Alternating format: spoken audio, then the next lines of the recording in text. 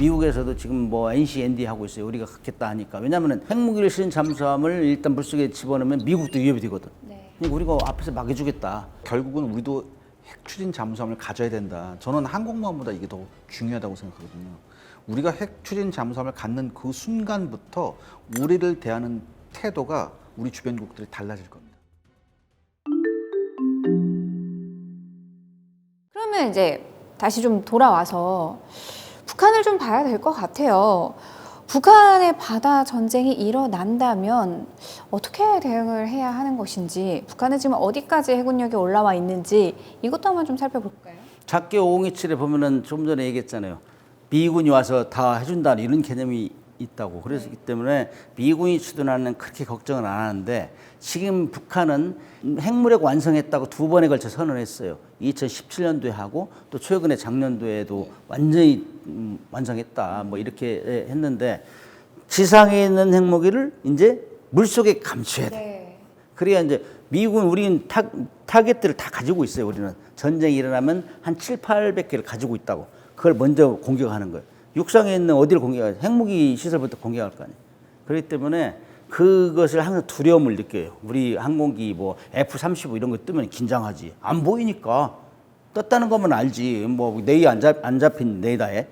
그러니까 그거를 물속에 감추는 것이 이제 SLBM 잠수함 발사 탄도탄이란 말이에요. 근데 그거는 원래 SLBM 잠수함 발사 탄도탄은 핵잠수함, 핵추진 잠수함이 실어야 제격이에요. 디젤 잠수함에 하면은 디젤 잠수함에다 막 2톤 싣고 다니는 이런 거 똑같은 거야. 가분수 이런 거라고. 네. 그럼에도 불구하고 핵 잠수함을 지금 만든다고 하고 있고, 그 다음에 이제 핵 어뢰, 헤일이라는 걸 만들어 가지고 그게 이제 러시아의 핵 어뢰 포세이돈이라는 게 있어요. 엄청난 무시무시한 이 무기인데 그걸 본따서 지금 하려고 하고 있어요. 그래서 이제 해군의 핵 무장화를 시도하고 있다고. 이 헤일 같은 핵 어뢰는 사실 드론이에요. 이게 뭐 잠수함에서 발사하는 게 아니라 그냥 항구에서 출발을 하는 거예요. 그래서 항구에서 출발해서 속도는 느리지만 얘가 가서 항구에서 폭발할 수 있거든요. 근데 만약에 부산 같은 데서 폭발하게 되면 우리가 만약에 한반도 유사시에 미군이 증원하면 항구를 통해서 증원을 해야 될 거 아니에요. 근데 여기서 부산 같은 데서 얘가 폭발하게 되면 굉장히 곤란하고, 그다음에 이제 2023년인가 걔네가 뭐 김군옥 영웅함인가 그게 나왔어요. SLBM은 10발까지 실는 디젤 잠수함에다가. 디젤 잠수함이다. 그러니까 로미오급에다 실었는데 사실 그거는 뭐 가분수로 이상하게 만들어서 좀 군사적 가치는 좀 낮다고 하는데 문제는 뭐냐면 북한은 끊임없이 이걸 추진하고 있다. 끊임없이 핵무기를 소형화해서 이걸 잠수함에 넣어서 잠수함이 핵무기를 발사할 수 있게. 더군다나 말씀하셨듯이 추진기관도 이제는 재래식이 아니라 원자력 추진식으로 가야 된다. 왜냐하면 일단 원자력 추진이 되면은 특징이 뭐냐? 무제한 자망이 가능하거든요. 디젤식은 가다가 배터리 다 되면 올라와서 또 충전해야 돼요. 근데 그럴 필요가 없거든요. 원자력 잠수함. 또한 원자력 잠수함은 북한제나 중국제 잠수함이 약점이 이 소음이 많이 나요. 소음, 그러잖아요. 근데 소음을 안 나게 하려면 잠수함이 크면 여기다 흡음 타일이나 여러 가지 소음 방지 장치를 하기 때문에 이게 유리하거든요.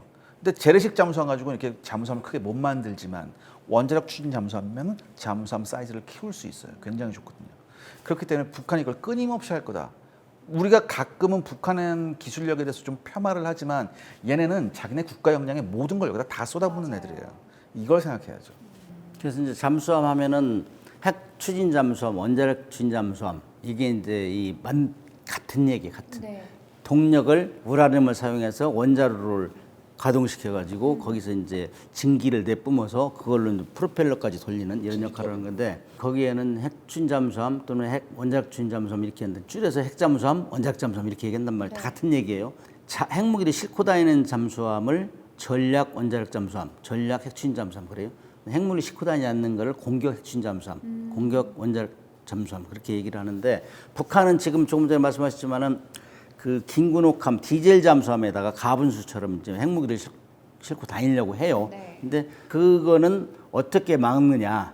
그거는 일단 잠수함이 물속에 들어가면은 미국하고 러시아는 지금 이 시간에도 지금 추적하고 있어요. 제 귀에는 들려요. 네. 진짜요? 추적하고 있다고. 네네.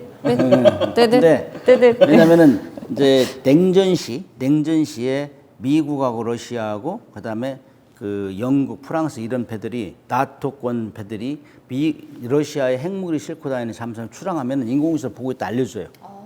그다음에 그 바다에 깔은 그 소서스라는 그 음파 탐지 장치가 있는데 그거로 지나가면 아 저기 윤지현 씨가 가는구나 다 알아요.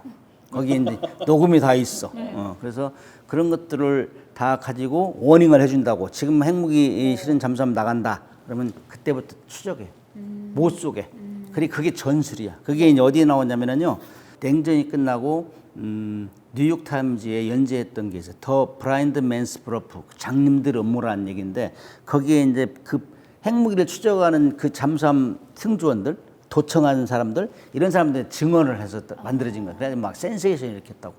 야 저랬구나. 그래가지고 그것이 이제 전술이기 때문에 북한의 잠수함 핵무기를 실은 잠수함이 나오면은 그걸 추적 감시해야 되는데 거기에는 핵 추진 잠수함만 가능하다 그렇게 돼 있어요. 왜냐 핵 추진 잠수함은 물 위에 안 올라가도 되는데 디젤 잠수함은 충전을 하면 두세 번씩 올라와야 돼. 네. 그 단점 없게 그래서 우리가 이제 핵 추진 잠수함을 가져야 된다 이런 얘기가 먹혀 들어가는 것이고 미국에서도 지금 뭐 NC, ND 하고 있어요. 우리가 갖겠다 하니까 왜냐하면은 그 핵무기를 실은 잠수함을 일단 물속에 집어넣으면 미국도 위협이 되거든. 네. 그러니까 우리가 앞에서 막아주겠다 그런 것이 공감대가 형성되고 있어요. 그러니까 이제 우리가 결국은 우리도 핵 추진 잠수함을 가져야 된다. 저는 항공모함보다 이게 더 중요하다고 생각하거든요. 우리가 핵 추진 잠수함을 갖는 그 순간부터 우리를 대하는 태도가 우리 주변국들이 달라질 겁니다. 저는 확신하거든요. 근데 저는 이게 가능성이 아예 없지 않다고 봐요. 왜냐하면 일단 선례가 있어요. 호주 잠수함 사업할 때 이미 미국은 호주한테 원자력 추진 잠수함 기술을 공유한다고 했거든요. 호주는 되고 왜 우리는 안 되나? 아무리 걔네가 뭐 오커스 동맹이라고 한들 우리는 호주보다 훨씬 더 큰 안보의 부담을 지고 있는 나라거든요. 그러니까 저는 이게 여기서 좀 우리나라 외교력의 이제 좀 본때를 좀 보여주고 싶어요. 그러니까 우리가 이걸 잘 하게 돼서 말씀하셨잖아요. 우리가 핵 추진 잠수함을 갖는 것은 우리 미국한테 도움이 되는 일이거든요. 이런 걸 계속 설득하면서 외교적으로 어떤 성과를 얻어서 우리가 핵무기를 갖자는 게 아니라 핵을 무기가 아닌 추진체로서 활용한 건 또 다른 문제거든요. 그러니까 이것까지 우리가 할 수 있지 않냐. 근데 그래서 이세환 기자님을 이제 네. 협상 대표로 강력히 추진. 영어는 어떻게 좀? 이런 거 있지. 빅머니? 이런 거. 4달러. 그렇지. 근데 앞서 그 살짝 이야기가 나왔던 그러면은 이 도산 안창호함으로는 어떻게 안 될까요? 북한의 SLBM이랑 비교를 했을 때. 일부 가능한데 네. 도산 안창함이나 3,000톤급 도산 안창함이나 1,800톤짜리는 AIP라는 걸 가지고 있어요. 공기 불유 추진 체계. 디젤 잠수함이 일반적인 디젤 잠수함이 하루에 두세 번씩 충전을 올라온다 했잖아요. 아주 은밀하게 작전을 기초적으로 해야 될 때는 안 올라오고 한 3주 정도 견딜 수 있는데 네. 그야말로 시속 뭐 7 내지 11km 저속으로. 그래 정상 작전을 못하지. 그러니까 이거예요. 우리가 미국하고 협상을 할 때 우리가 핵 추진 잠수함을 만들면 그 핵 추진 잠수 일단은 우리가 탄도미사일을 안 싣겠다. 안 싣고 우리가 통상적인 어뢰나 뭐 대한미사일만 싣겠다 이렇게 얘기를 해야죠. 왜 이렇게 해야 되냐면 잠수함으로 쫓아가기 위해서 우리가 이걸 만든다고 했는데 여기다 야 너네 잠수함 쫓아가려고 만든다고 했는데 왜 이걸 집어넣어 이러면 탄도미사일 집어넣어 이러면 안 되니까 일단은 그렇게 해야 돼요. 지금 북한이 핵은 절대로 포기하지 않겠다고 선언을 해버렸잖아요. 그 전까지는 우리가 북한의 비핵화를 유도했다고 하노이 뭐 싱가포르 회담 우리가 주도하고 우리가 견인했잖아요. 근데 지금 상황에서는 북한이 핵을 포기하지 않으니까 우리 국민들이 우리도 핵무장하자 이런 얘기가 나와요. 핵무장하자 이런 상황에서는 핵 추진 잠수함은 아무것도 아니지 이제. 그건 핵무기를 만드는 거 아니니까. 그래서 큰 문제는 없는데 협상을 어떻게 하느냐 이게 달려 있어요. 근데 이제 우리가 핵무장을 계속 이제 주장하고 그러면은 조금 전에 말씀하셨다시피 이 미국에서는 교계를 갸우뚱하죠. 핵무기 만들려고 하는 거 아니야 이렇게 이제 의심을 갖게 되는데 아무튼 북한이 해군의 핵무장화를 강화하면 강화할수록 우리 대비태세가 좀 올라가야 된다. 그 중에 선봉에 있는 것이 핵추진 잠수함이고, 그 다음에 나중에는 미사일 이런 것들을 많이 장착을 해야 되겠죠. 근데, 그런 차원에서 보면은, 미국도 골치 아픈 게 이제 조금 얘기했지만 해일 같은 거, 이런 것들은 미국도 대책이 없어요, 지금. 미국도. 그래서 연합해서 고민을 같이 해야 돼. 예를 들어 가지고 러시아의 포세이돈 핵어류 이런 것들은 아까 뭐 저 북한의 해일은 연안에서 쏘고 그러는데 러시아 같은 경우는 벨그루드라는 핵잠수함을 싣고 다녀요. 6발씩. 그 걔는 어마어마하게 그 걔는 그 잠수함이 항공모함 하나예요. 근데 그거를 날리면은 그걸 뭐 쏴버리면은 미국의 막 그 잠수함 기지나 이런 데 가면은 그러면 이건 엄청난 위력이에요. 그게. 그래가지고 뭐 쓰나미가 500m까지 올라가고 반경 1.5km 이 정도는 다 낙진에 의해서 피해보고 이런 상황이기 때문에 지금 그거를 미국에서 비난을 했어요. 어리 쏘고 누가 조종도 안 하면 어떻게 하라는 거냐. 가다가 어망 걸린다든지 응? 그렇게 하면 그거 어디 찾지도 못하고 그러면 언제 터질지 모르잖아요. 재앙이다 재앙. 핵무기는 육상에 있는 핵무기는 다 이 군축 협상을 하잖아요. 다 개수를 세잖아. 그래가지고 어디서 뭐 훈련할 때 다 알려줘야 돼요. 핵전쟁이 일어날 수 있게 그렇게 통제를 하는데 그 어류에 핵무기를 싣고 하면은 그 누가 쏘는지도 모르고 어디 가는지도 모르고 이런 것 때문에 엄청난 심각한 문제거든. 그거를 지금 북한이 따라서 하고 있다고. 이 여기에 대한 대책도 빨리 세워야 되는데. 그 북한도 시뮬레이션을 해본 거예요. 부산항을 무력화시키기 위해서 탄도미사일을 몇 발 써야 되냐 봐. 장거리 방사포를 몇 발 써봐야 되냐 다 시뮬레이션을 해봤어요. 그러니까 생각보다 이게 결과가 신통치 않아요. 히로시마에 떨어진 게 15킬로톤이에요. 근데 5메가톤이면 엄청난 거죠. 그렇다면 사실상 만약에 걔네 의대대로 제대로 부산 앞바다에서 얘가 터지면 부산항뿐만 아니라 아니, 예, 그냥 남해안 대한민국 전체가 예. 이상하게 될 수도 있어요. 근데 이게 중요한 게 뭐냐면 얘네는 실체적인 이런 걸 가지고 있다는 거죠. 우린 지금부터 해야 되고 또 하나 제가 여기서 강조드리고 싶은 건 뭐냐면 지금 현재 우리나라의 이 안보 상황을 뭐 우리가 뭐 개발하고 뭐 들여오고 이게 문제가 아니라 우리나라 안보 상황은 딱 하나예요. 북한과 어떻게 이렇게 비대칭으로 기울어지는 핵을 균형 있게 잡느냐 이게 굉장히 중요한 거거든요. 그렇기 때문에 우리는 굉장히 단계적으로 가야 돼요. 왜? 우리는 국제사회의 일원이기 때문에 우리가 북한같이 깡패국가가 아니잖아요. 더욱이 여기서 우리가 가장 중요한 외교 파트너는 미국이고 도대체 미국을 어떻게 설득시키면서 단계적으로 나갈까 이거거든요. 여기서 전 첫 번째 단추가 이 원자력 추진 잠수함의 확보예요. 이거부터 시작해야 되거든요. 근데 갑자기 이야기를 듣다 보니까 좀 더 크게 생각을 해보고 싶었어요. 형님들은 어떠지? 지금 이렇게 잽잽 말고 이건 말 나온 김에 미국하고 중국의 해군 전력을 좀 비교를 해보면 어떨까요? 지금 말씀드렸듯이 이제 2020년부터 네, 치고 오고 있잖아요. 넘어가긴 했는데 네. 항공모함의 예를 들어보면 러시아식 항공모함을 쓰다가 3번 함부터는 이제 미국식 항공모함을 쓰려고 해요. 이제 사출기가 있는 쉽게 말해 사출기란 건 뭐냐면 비행기를 새총처럼 탁 날려주는 거예요. 캐터펄트. 네.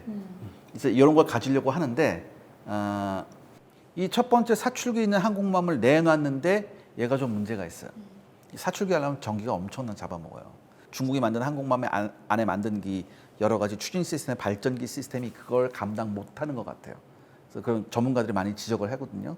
그래서 중국도 결국에는 뭘 해야 되냐? 원자력 추진 항공모함을 가지려고 할 거예요. 지금 뭐 건조 중이라는 얘기도 있고 이미 설계는 끝났다는 얘기가 있는데 이게 가능한 이유는 뭐냐면 이미 중국은 원자력 추진 잠수함을 가지고 있습니다. 그래서 이걸 어떻게 사이즈를 키워서 핵 추진 항공모함을 만드냐 이런 문제에 지금 봉착해 있고 결국에 중국은 이거예요. 중국 해군의 역할이 뭐냐? 그럼 태평양에 진출해서 미국과 태평양을 놓고 자웅을 겨루는 거다. 우리가 이렇게 생각하고 있는데 아니에요. 지금 중국은 1도련선, 2도련선, 3도련선이라고 해가지고 도련선이 뭐냐면 섬을 이은 거예요. 이 섬 이은 걸 어디서 미국 해군을 막느냐예요. 지금 미국의 미 6해 공군 해병대의 전략, 대중국 전략이 뭐냐면 중국이 설정한 1도련선이 있거든요. 1도련선이 뭐냐면 중국 본토에서 1000해리, 쉽게 해서 1850km 이내로 미 해군이 못 들어오는 거예요. 이거예요. 이 중국 해군의 역할이. 그런데 지금 미국 6해 공군 해병대의 역할은 뭐냐면 중국이 설정한 제1도련선을 어떻게 돌파해 들어가느냐 이걸 하고 있거든요. 그래서 굉장히 많은 연구가 진행됐어요. 그리고 이것 때문에 미국이 요즘에 내놓은 게 뭐냐면 이른바 고스트 플릿, 유령 함대예요. 사람이 타는 수상을 만드는 건 돈이 많이 들잖아요. 그런데 AI, 인공지능이 항해를 하는 인공지능이 운용하는 이런 무인 함대가 이제는 중국 해군을 충분히 상대할 수 있다는 연구 결과가 나왔어요. 그래서 이쪽으로 좀 가고 있거든요. 그래서 이제 미국이 단연 1등이고 세계 최강이고 거기서 이제 중국하고 제일 차이 나는 게 항공모함 전력이에요. 항공모함은 항공모함의 주 무기는 항공기예요, 항공기. 함재. 포가 아니고 미사일이 아니고 그래서 거기에서 어떤 항공기를 싣고 다니느냐 전투기를 전폭기를 근데 거기에서 워낙 차이가 많이 나요. 중국은 조금 전에 말씀하셨다시피 세척을 지금 하고 있는데 랴오닝함은 러시아 우크라이나에서 만들던 거 가져다가 카지노 뭐 만든다 했다고 이렇게 속여가지고 이제 이 개조한 거고 그 기술을 기반으로 해가지고 산둥함하고 지금 푸제남 요거 이제 2번, 3번을 독자적으로 만들었어요. 그다음에 뭐 4번부터는 뭐 핵 추진으로 가겠다 이렇게 했는데 아직 그 뭐 기사는 뜨지 않았어요. 아무튼 그런 차원에서 거기에 싣고 다니는 항공기가 그것도 러시아 기술을 또 따라서 하잖아요, 중국은. 근데 2차 감 훈련한 거 보니까 조잡하다. 그래갖고 그저 몇 년 전에 미 해군 잠수함, 수상함 함장, 이지스 함장이 다리를 쭉 걸치고 이렇게 쳐다봤잖아. 항공 2차 감하는 거.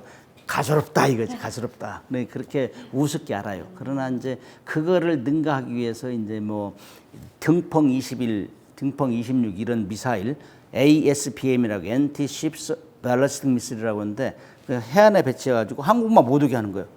대함 탄도미사일이에요. 탄도미사일인데 배 맞추는 거. 그래서 배를 공격하기 위해서 그런데 등펑 21 같은 경우는 한 1,500, 1,700km 돼요. 그다음에 등펑 26 같은 경우는 4,000km 된다고, 4,000km. 그러니까 항공모함이 근접할 수가 힘들어요.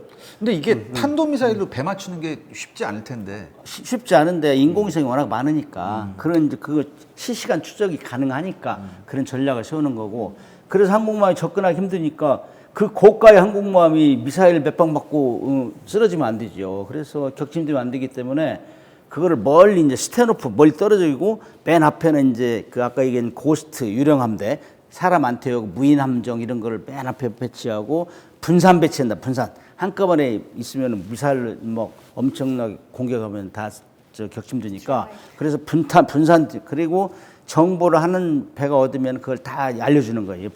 일단 저쪽에 집중 공격해라. 뭐 이런 전술을 바뀌고 있는 거예요. 살아남기 위해서. 아무튼 항공모함 전력은 미군이 단연 압도한다. 그다음에 핵 잠수함도 미군이 단연 압도해요. 그럼 중국도 가지고 있는데 좀 열악해요.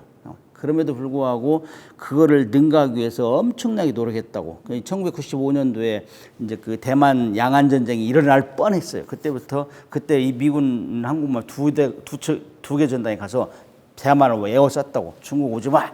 그냥 그때부터 완전히 창피 다 당했지 중국이. 방법이 없는 거예요. 그 유명한 말 있잖아요. 그래서 좀 해군력을 키우기 시작했는데 드디어 2020년경에 대해서 수적으로 미국이 앞지른 거예요.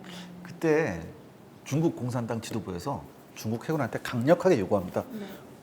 95년 그때 양안 문제 났을 때, 나가라! 그래서 미국 함대가 하라! 그 보통 이제 공산주의 국가의 당의 명령이면 따라야 되잖아요. 따라야 되잖아요. 안 그러면 정치봉쇄연구 가잖아. 근데 그때 중국 해군사령관이 그랬어요. 야, 지금 7살짜리 애한테 나가서 마이크 타이슨을 때리고 오란 얘기냐. 이런 얘기를 했다고. 그때 중국 공산당 지도부가 큰 충격을 받아요. 엄청난 충격. 야, 우리가 그 정도니? 이렇게.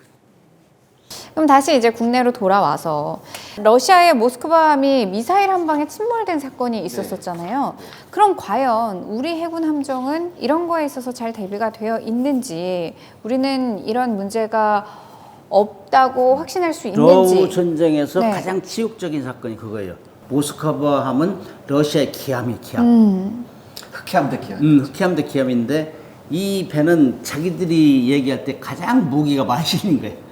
미사일, 뭐 포야, 보면 복잡해요. 뭐 배가 가분수처럼 넘어질 정도로 이렇게 무기가 잔뜩 많이 실렸는데 그것이 그 무인기 있잖아요. 무인기가 와서 딱 유인했다고. 그러니까 저쪽 딱 쳐다보는데 오른쪽 쳐다보겠는데 왼쪽에서 미사일이 나타나고 넵튠 쇼크라고. 미사일로 두 발로 격침이 됐다. 그래요. 뭐 자기들 항해 부주의로 뭐 부딪혀서 뭐 깔아앉았다 이렇게 거짓말했는데 다 들통났다고. 우리가 가지고 있는 가장 비싼 배이면서 성능 요소한 게 이지스 구축함이잖아요. 이지스 전투 체계를 실었기 때문에 이지스 전투 체계의 장점은 세종대왕 같으면 삼중방어예요. 삼중방어. 그 전투 체계가 머리인데 사람으로 보면 머리인데 두니가 계산한다고 그래서 170m, 그다음 170km, 그냥 10km, 그다음 5km 이 삼중으로 그 우리가 자동적으로 항공기나 미사일을 날으면 교전하게 돼 있어요. 그게 이제 이지스 시스템의 장점이라고. 네. 뭐 1000km 이상에서 뭐 1000개의 표적을 잡아내고 이런 능력을 가지고 있는데 그런 거에 비하면은 그 러시아의 모스크바 하면 완전히 구식 구닥다리 아니었느냐. 네. 왜 그런 게 있는데 작동이 안 됐느냐. 비교가 될 수 없죠. 증명이 된 거죠. 그래서 있으나 전투체계가 있으나 작동하지 않았다. 아니면은 작동을 잘 못했다. 뭐 이런 여러 가지가 있는데 창피스러운 사건이 있어요. 그러니까 쉽게 말해서 모스크바함에 의해서 뭘 알 수 있냐? 동시 다목표 교전이 안 된다니. 표적 하나만 나타나면 어떻게 되는데 표적이 두 개만 나타나도 굉장히 대응이 힘들다는 얘기거든요. 그러면 우리 해군은 그런 꼴을 안 당할 수 있느냐라고 다시 돌아와 보면 일단은 세종대왕급 이지스 구축함 우리가 3척이 있고요. 근데 정조대왕급이 나왔고 이제 2척이 더 나오는데 이 이하급 있죠. 사실 우리나라 현재 숫자상으로 주력 구축함은 이순신급. 네. 이순신급 구축함이 있는데 이 이순신급 구축함에 달려 있는 레이더로는 우리가 조금 힘들어요. 여기에 달려 있는 레이더가 솔직히 말할게요. 그냥 그래요. 솔직히 그냥 그렇고 그다음에 그럼 세종대왕은 세종대왕은 이지스 시스템이니까 위상별 그거는 레이더로 가능하고. 잡으니까 괜찮은데 A사 레이더. 예. 근데 이 이순신급 우리 주력 구축함은 아직 그런 레이더가 없어요. 더군다나 지금 우리 이순신급 구축함에 달려 있는 레이더를 쓰는 나라가 어디냐면은 잘 볼게요. 네. 뭐 그리스, 포르투갈, 터키, 오만, 인도네시아 같은 해군들이 써요. 그러니까 해군 선진국이 아니라 솔직히 이런 말해서 죄송하지만 그냥 그런 나라들이 쓰는 레이더를 여기다 탑재해놨다는 얘기죠. 그래서 이런 문제도 있고 그래서 우리가 이런 문제 때문에 KDDX라고 한국형 이지스 구축함이 이제 나오는 거예요. 그러니까 이런 이순신급 구축함도 그렇고 이 앞에 광개토 대왕급도 네, 네. 비슷한 거거든요. 그러니까 우리나라 함정들이 이지스함 제외하고선 대공 능력이 그렇게 뛰어나지 못해요. 특히 요번에 러시아 우크라이나 전쟁에서 나왔던 그런 여러 가지 대한미사일, 여러 가지 함정을 공격하는 드론들을 막을 능력이 사실상 힘들어요. 그래서 우리도 해군에 이런 혁신이 좀 필요하다. 투자가 필요하고 연구도 더 필요하고 저는 무엇보다도 투자가 좀 절실한 것 같아요. 그러니까 이 사건을 반면교사 삼아서 우리는 그러지 않게끔 대비를 좀 철저히 해야 되지 않을까. 그래서 이제 우리가 한국형 구축함 하면은 광개토함 3,900톤짜리 그것부터 시작했는데 처음부터 배부를 수는 없잖아요. 광개토함, 이순신함, 광개토함 그 3척, 그다음에 이순신함급 6척, 그다음에 만든 후에 이지스 구축함 3척을 했고 지금 또 다른 3척을 만들고 있어요. 이렇게 진화가 되는 과정에서는 다 만족할 수는 없어요. 그럼에도 불구하고 상당히 빠른 템포로 지금 발전되고 있다고. 그래서 이제 세종대왕함 하면서 이지스 함에 이제 이 미국 거 전투 체계를 썼는데 그것도 지금 이제 우리 걸로 바꾸려고 하는 게 KDDX고. 그래서 계속 기술 진화되고 있어요. 그리고 이제 아까 레이더 문제를 잠깐 얘기했지만 그런 레이더 문제를 해결하기 위해서 우리가 이지스 A사 레이더를 개발했잖아요. 그래서 울산급 배치 3, 그러니까 호위함 3,600톤짜리 거기도 지금 A사 레이더 들어가고 있어요. 충남급? 충남급 거기에 들어가고 있다고. 그래서 그런 문제는 어느 나라나 있을 수 있어요. 그러나 그런 빠른 시간 내에 극복했다 이런 차원에서 뭐 또 조선소 능력도 칭찬해줘야죠. 서방 군사관계자가 한국의 그 육해공군 전력을 딱 봤을 때 지나치게 육군에 너무 편중이 비대하게 돼 있다.